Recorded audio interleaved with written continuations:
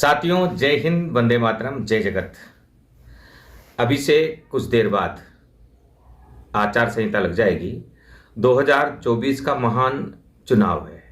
महान चुनाव इसलिए है कि पिछले 10 वर्षों में अपनी कठिन मेहनत के बाद नरेंद्र मोदी ने एक नया भारत बना दिया है, लेकिन उसे पूर्ण रूप से तैयार करने में अभी समय लगेगा।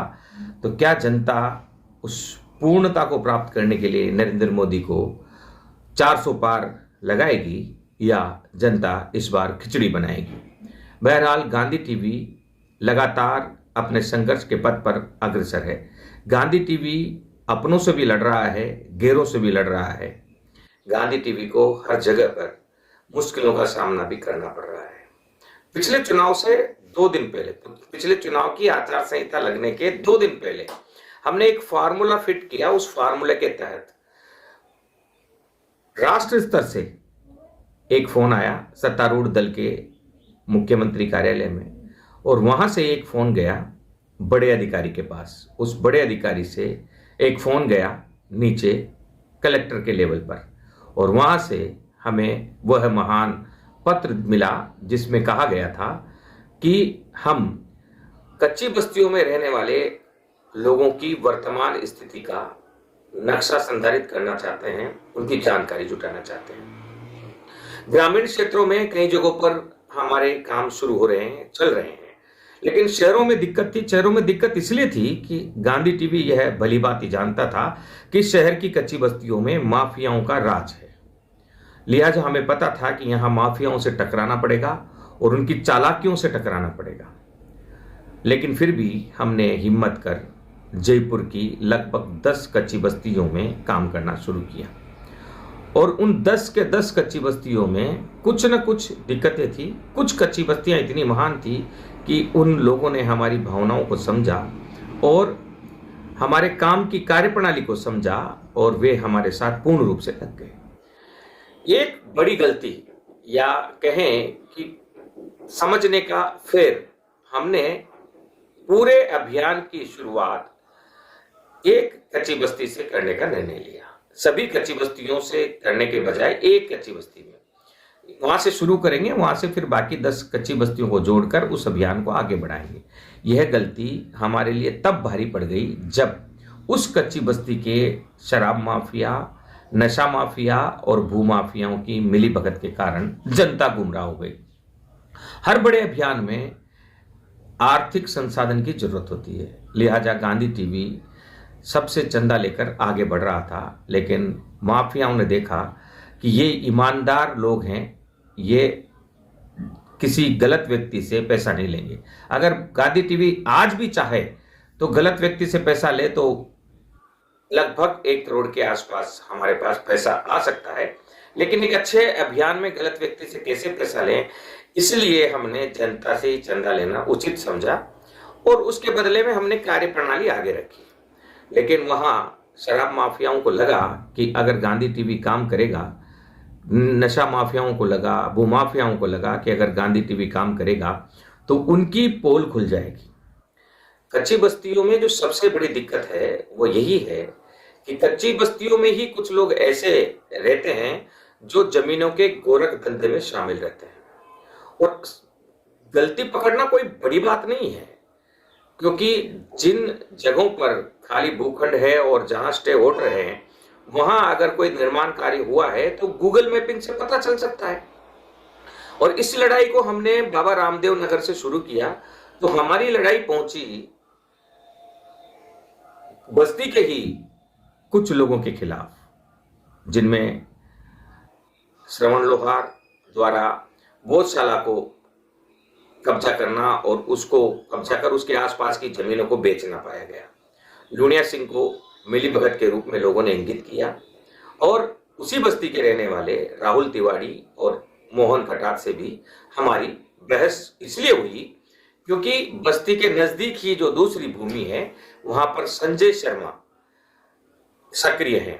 तो उस सक्रियता की वजह से एक टकराव हुआ, और टकराव की वजह से हमें खबरें बनानी पड़ी, और खबरें बनाने की वजह से गांधी टीवी को दिक्कत भी पहुंची क्योंकि उनके लोग सक्रिय हो गए। वहीं गांधी टीवी पड़ोस की भूमि में पहुंचा जहां गोपी विहार है। अब गोपी विहार में जैसे ही पहुंचा तो वहां तलवारिया बंधुओं और शंकर गृह निर्माण और मित्र गृह निर्माण की आपसी खींचतान सामने आई। थर्ड पार्टी इंक्रोचमेंट रोकने के आदेश हैं, उसके बावजूद वहां निर्माण कार्य हुए और निर्माण कार्य तो हुए ही हुए, वहां बिजली के कनेक्शन भी लगे। और अब इस खबर के चलाने के बाद बड़ी तेजी से शंकर गृह निर्माण और मित्र गृह निर्माण के पट्टे लेकर और मकान बनाने वाले उन मध्यम वर्ग के लोगों में घबराहट पैदा हो गई जिन्होंने अपनी कड़ी मेहनत से कमाई पैसे को यहां भूमाफियाओं के कहने पर लगा दिया है। अब गलत तो गलत ही है और गलती में हमेशा नासमझ और निष्कलंक लोग फंसते हैं, जो मासूम जिन्हें कहा जाता है, क्योंकि चालाक लोग तो पैसा कमाने में रहते हैं, उन्हें तो पैसा चाहिए, चाहे किसी की गाड़ी कमाई कहीं भी जाए, किसी का मकान टूटे, कुछ भी हो, उनको कोई लेना देना नहीं है, उनको तो सिर्फ पैसा चाहिए। इससे पहले बहुत सारे पत्रकारों ने इन मामलों को उठाया, बहुत सारे चैनल अखबारों ने उठाया, लेकिन उठाने के बाद वे वापस दब जाते थे। हम दबे नहीं, रुके नहीं, झुके नहीं, डरे नहीं, बिके नहीं, हम लगातार आगे बढ़ रहे हैं। अब सबसे बड़ी दिक्कत क्या आ गई कि जो अभियान हमें यहां से शुरू करना था, अब आचार संहिता तो लग चुकी है, अब हमारे पास जो आदेश हैं उस आदेश की पालना करवानी है। तो उस पालना को करवाने के लिए हमने बाबा रामदेव नगर गुर्जर की तड़ी को सुना था। वहां के लोग भी बराबर हमारे साथ चल रहे थे, लेकिन जैसे ही लोगों को पता चला कि यहां तो पीछे से जैसे जैसे काम आगे बढ़ेगा वैसे वैसे इंटेलिजेंस के लोग भी आएंगे तो हमारे अवैध धंधे रुक जाएंगे, तो उन्होंने अड़चन डाली और कहा, कुछ ऐसी शर्तें रखी जो न तो उनसे पूरी हो रही थी और न ही समय था, पूरी तैयारी कर ली गई थी, लेकिन उन्होंने पूरा ध्यान रखा कि किसी न किसी तरीके से आचार संहिता लग ही जाए, ये काम हो ही ना। उनको गलतफहमी थी, हमारे पास और भी बस्तियां हैं, वहां से हमने काम करना शुरू कर दिया है। ये पीछे आप जितने भी बस्तियां देख रहे हैं, ये सारी कच्ची बस्तियां हैं, कमोबेश सभी में यही दिक्कत है। लिहाजा अब इस अभियान में हमें किसे आगे रखना है, हम 11 जो हमारे बहनें हैं बाबा रामदेव नगर की, उनको धन्यवाद देते हैं कि वे बाबा रामदेव नगर की हर समस्या को हम तक ला रहे हैं। एक और निवेदन हम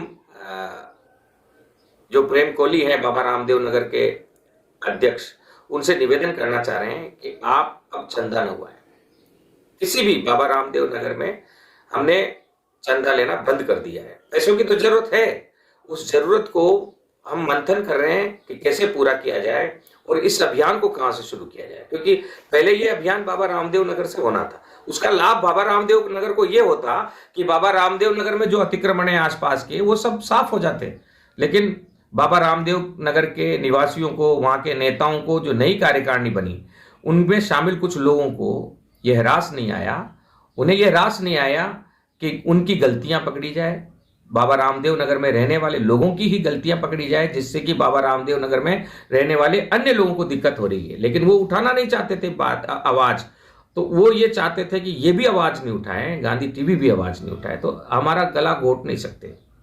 हम मीडिया हैं, हम मुद्दे उठाएंगे।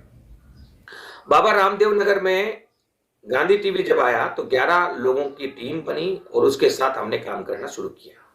तो पहली बार जो अड़चन आई, वो अड़चन यही आई कि आपने सदस्यता शुल्क क्यों लिया, सबसे पहले ये बात आई। उसके बाद फिर हमने काम करना शुरू किया, तो बाबा रामदेव नगर में प्रेम कोहली के रूप में एक अच्छे, योग्य और ईमानदार और समझदार पदाधिकारी को नेता बनाया गया। उनसे चूक हो गई। चूक क्या हो गई कि हमने ये निर्णय लिया था कि कार्यकारिणी में किसी भी गलत धंधे में शामिल लोगों को नहीं लिया जाएगा। उन्होंने गलती कर दी और ऐसे लोगों को ले लिया जिनको गांधी टीवी के भूमाफियाओं से लड़ने से परहेज थी और गांधी टीवी को पुलिस विभाग में यहाँ की कारस्तानियों को पहुंचाने से परहेज था। एक बस्ती को सुधारना चाहते हैं, उस बस्ती के नियमन के लिए, पट्टों के लिए नहीं। अगर गलत लोगों से ही पैसा लेना है तो फिर इस बस्ती में बहुत से ऐसे लोग बैठे हैं, बड़े बड़े दुकान बनाकर, मकान बनाकर, या इस बस्ती में बहुत से ऐसे पट्टे भी हैं जो फर्जी हैं, लेकिन हमने तो अन्य पत्रकार की तरह कभी उनसे पैसा नहीं मांगा, उनसे सहयोग नहीं मांगा। वे तो देने के लिए तैयार थे, आज भी तैयार हैं। इसलिए नहीं मांगा कि हम चाहते थे कि अभियान में अच्छे लोग आए, अच्छा पैसा आए। तो जनता से मांगा, सक्षम लोगों से मांगा, जो सर्वेदारी हैं, जो सर्वेदारी बैठे हुए हैं, उनसे मांगा। एंड टाइम पर बहुत महत्वपूर्ण समय था ये, पिछला जो 3-4 दिन गए, जिसे आप लोगों ने बर्बाद कर दिया, बाबा रामदेव नगर के लोगों ने बर्बाद कर दिया। ये आपका भविष्य पीछे गया है लगभग 4 साल पीछे। अब चुनाव आचार संहिता लग गई, नए आदेश आ नहीं सकते, पुराने आदेश पर इंप्लीमेंटेशन होगा। बाबा रामदेव नगर के मामले में अब भारत जोड़ो मिशन सोसाइटी के तरफ से ही जो भी किया जाना है वो किया जाना है।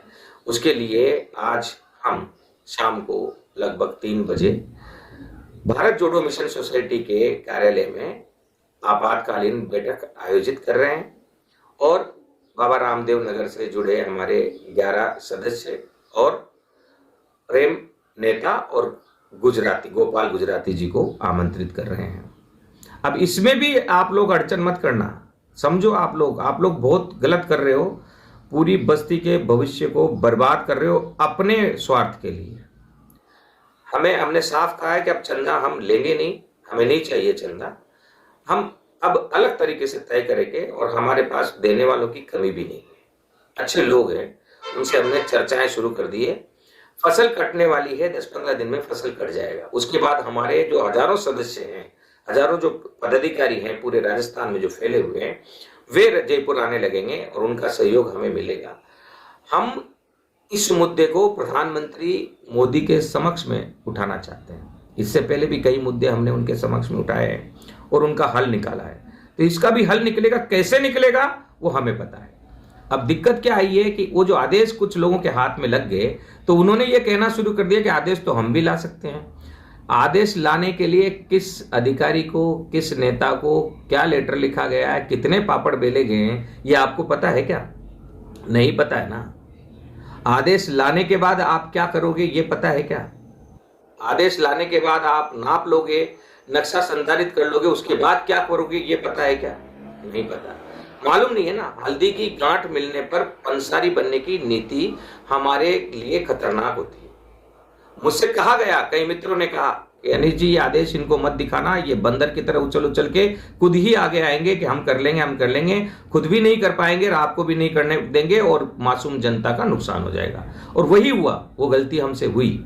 हमने सोचा साथ चलने वाले समझदार हैं और वे हमारा साथ देंगे, चूंकि प्रेम नेता ने चुना है तो समझदार होंगे, लेकिन हमें पता नहीं था कि वे खुद के ही पैरों में कुल्हाड़ी मारेंगे। चंदा लिया जा रहा है तो आप पूछते कि उसका क्या करना है।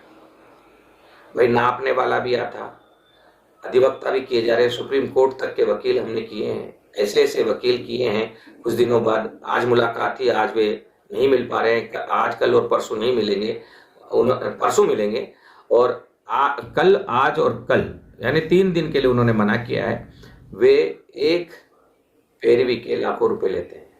इसके अलावा हाईकोर्ट में भी हमने अलग से वकील किया, सुप्रीम कोर्ट, हाईकोर्ट और निचली अदालतें और तहसील लेवल पर, कलेक्ट्रेट लेवल पर, हर जगह पर हमें वकीलों की जरूरत होती है इस काम को करने के लिए, क्योंकि काम का तरीका ऐसा ही है, प्लानिंग भी ऐसी है। तो आप लोगों को अगर शक था तो हमारे साथ बैठते और बताते कि भाई इसका किस तरीके से बंटवारा होगा, लेकिन आप लोगों ने हमें बदनाम कर दिया, हमारे बारे में कुछ पूछा ही नहीं, आपको पता ही नहीं चला। ये तो पता होना चाहिए ना कि आपके पड़ोस में ही कोचिंगों पर नकेल कसने के लिए, कोचिंग नियामक आयोग लाने के लिए बहुत सारे काम हमने किए हैं। और कहीं मत जाओ, मानसरोवर मेट्रो स्टेशन वाले मामले में गांधी टीवी ने उसको गोद लिया था, वहां पर अभी पक्के मकान बने हुए हैं, वहां देखते हैं आप जाके। बहुत से काम हम जो कर रहे हैं आप, लेकिन आपको तो पर्दा डालना था, लोगों की आंखों में धूल झोंकना था तो झोंक दिया, लेकिन सच्चाई को लंबे समय तक छुपा नहीं सकते। हम सच के मार्ग पर चल रहे हैं, जनता हमारे साथ जुड़ रही है और यह अभियान आगे बढ़ेगा, रुकेगा नहीं। अब हम एक ऐसी व्यवस्था कर रहे हैं अलग बस्ती में, क्योंकि बाबा रामदेव नगर में तो अब गलत तरीके के लोगों ने कंट्रोल कर लिया है। वहां शुद्ध भाषा में कहें तो जो वहां के अध्यक्ष है प्रेम नेता, उनको हाईजैक कर लिया है। अब वो प्रेम नेता की मर्जी को वहां चल नहीं रही है। प्रेम नेता मन से चाहते हैं कि कुछ अच्छा हो, लेकिन उनको चलाने वाले दबाव में, कुछ पब्लिक को लेकर दबाव में, वे प्रेम नेता को सिर्फ इसलिए नहीं काम करने दे रहे क्योंकि प्रेम नेता चाहते हैं कि वहां से, उस बस्ती से नशे का कारोबार बंद हो, उस बस्ती में जो भी धांधली कर रहे हैं उनकी बातें सामने आए, चाहे कोई हो, कोई भी हो, हम सबका नाम ले रहे हैं। अगर गलत किया है तो गलत की सजा मिलनी चाहिए, अगर सही किया है तो सही की तारीफ होनी चाहिए। ये दोनों काम है। और अब तक अगर किसी ने गलत किया है, आगे गलत नहीं करना चाहते हैं और गांधी टीवी के इस प्रयास में सहयोग करना चाहते हैं, तो उन्हें शुद्ध मन से आना चाहिए, सामने आना चाहिए, बात करना चाहिए। लिहाजा आज का दिन बहुत महत्वपूर्ण था। आज हमारी प्रेस कॉन्फ्रेंस आयोजित थी। पहले से ही 3 प्रेस कॉन्फ्रेंस हमारी तय थी, चुनाव आचार संहिता लगने के दिन और चुनाव आचार संहिता लगने के 2 या 3 दिन बाद। उसके बाद बहुत सारे हमारे कार्यक्रम अलग अलग जगह पर फिक्स थे। प्रधानमंत्री से लेकर गृह मंत्री अमित शाह से लेकर मुख्यमंत्री और अन्य मंत्रियों और विधायकों तक के प्रोग्राम हमारे फिक्स थे। वो सारे फिक्स है, प्रोग्राम फिक्स है। अब उसका जो फाइनेंशियली, उसका जो आर्थिक प्रबंधन है, यानी उसमें जो खर्चा होना है पैसे का, उसकी व्यवस्था हमें करनी है दोबारा से, क्योंकि हमारा चंदा कुछ लोगों ने रोक दिया है। तो अब हमें दोबारा से प्रयास करना है। तो अब चंदा रोक दिया तो हम जबरदस्ती तो चंदा मांग नहीं सकते, क्योंकि बदनाम हो जाएंगे। लोग बात कहेंगे कि यार ये तो पैसों के लिए आया है। अभी इतना सा तो दिमाग में थोड़ा सा जोर लगाओ कि अगर हम पैसे के लिए आते तो आपके क्षेत्र के भूमाफिया भागे भागे फिर रहे हैं, उनसे हम पैसा ले लेते, नहीं लिया ना। हम आपके साथ चल रहे हैं, आपके हक की लड़ाई लड़ रहे हैं और गलत लोगों से सहयोग नहीं ले रहे हैं। अच्छे लोग होंगे उनसे ही लेंगे, जो अच्छे मन से हमारी मदद करेंगे उनसे ही लेंगे। तो आप गांधी टीवी से जुड़िए और हमारे नंबर जो आपके पास है गांधी टीवी के, अगर नहीं है तो मैं एक बार और बोल देता हूँ, 9656601645। इस नंबर पर आप फोन करिए, बात करिए। यह राष्ट्र निर्माण का विषय है। गांधी टीवी साधारण चैनल नहीं, राष्ट्र निर्माण का मिशन है। और महात्मा गांधी के स्वराज के सपने को साकार करते हुए भगत सिंह और सुभाष चंद्र बोस के त्याग को हम बेकार नहीं जाने देंगे। मोदी जी जो प्रयास कर रहे हैं, भारत के प्रधानमंत्री, उनके प्रयासों को भी हम बेकार नहीं जाने देंगे। कच्ची बस्ती मुक्त भारत बनाने में, हर गरीब को मकान दिलाने में, हर गरीब को उसका हक दिलाने में, नशा मुक्त भारत बनाने में, भ्रष्टाचार मुक्त भारत बनाने में हम हमेशा इसी तरीके से निष्पक्ष, निर्भीक और बिना रुके चलते रहेंगे। जय हिंद, वंदे मातरम, जय जगत।